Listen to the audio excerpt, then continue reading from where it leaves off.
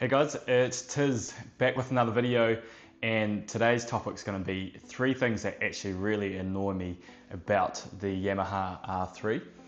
And these aren't going to be your typical annoyances like not enough power, it's not suitable for yada yada yada. It's more so things I specifically find annoying, and it might be views that you potentially have come across before or maybe even not. So stay tuned and I'm going to go through these things very shortly.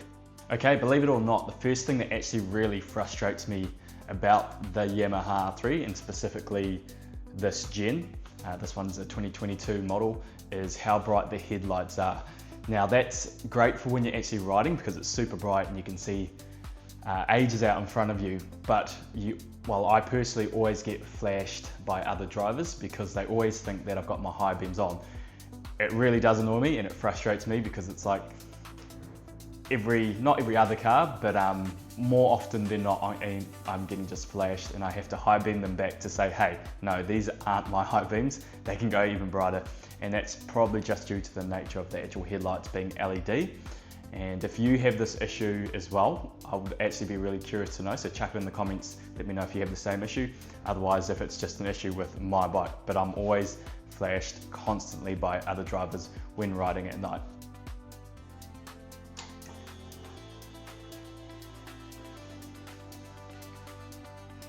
So here is what it looks like without the engine running, just kind of those park LEDs lit. Camera doesn't really give it justice in terms of how bright it can be. So if I briefly start the engine,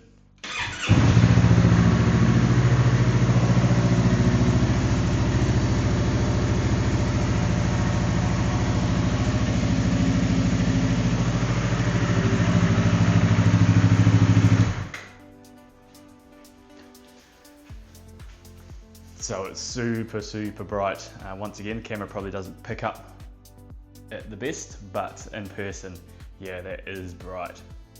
Next one would actually be the throttle twist on this R3. So it has a big throttle twist, and when you want to go full throttle, you're having to find yourself, or I am specifically having to find myself having to readjust my grip just from where I'm sitting and riding, and then having to go full throttle. I can't just hold it there because it's a little bit awkward. I have to readjust the grip, so that's a little bit frustrating as well.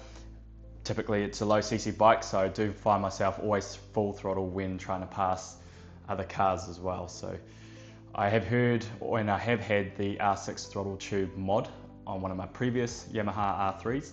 This one doesn't have it, and I won't be getting it for this one. However, it is a frustrating thing having to readjust my grip. As you can see here, this is the amount of throttle twist that you have. So if you're trying to go full throttle, it's a fairly decent wrist movement.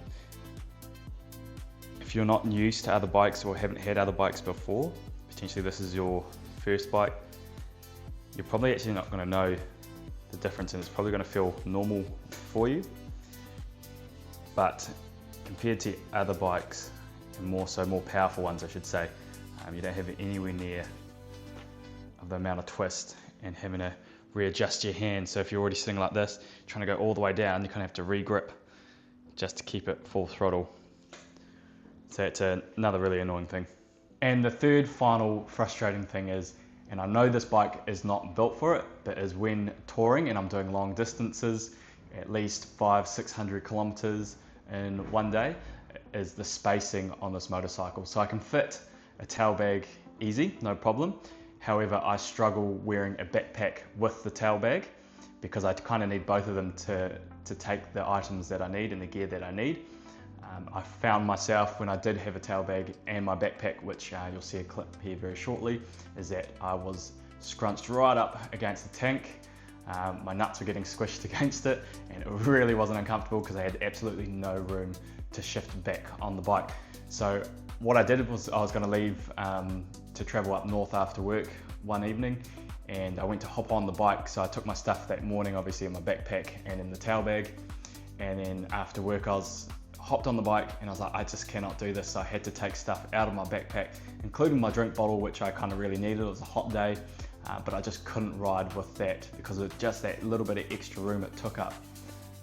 Therefore made it super uncomfortable. So I know this bike is not built for touring specifically. People have done it and can do it, and you can do it if you don't take too much stuff, but the room and the space you have on this bike physically is obviously not enough. So there's other bikes suited better for touring, obviously. Okay, here's the room that you have for seating without any bags on the bike. And just looking at it, looks totally fine, right? Plenty of room for one person and even a pillion. It's a decent, actually sized seat. However, now with the bags, let's grab it down here. So that is how it looks with the tail bag on. So yep, if just the tail bag and me, perfectly fine. However, then adding the backpack,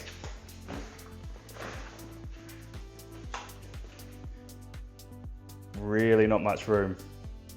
I'm not sure my camera can go out far enough, but this has got nothing in it right now. So if that's full, you can see where issues arise.